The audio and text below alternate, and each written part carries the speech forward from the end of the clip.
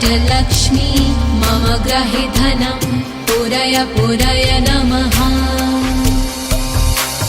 ॐ ह्रीं श्रीं क्लीं श्रीं कुबेराय अष्टलक्ष्मी मम ग्रहे धनं पुरय पुरय नमः।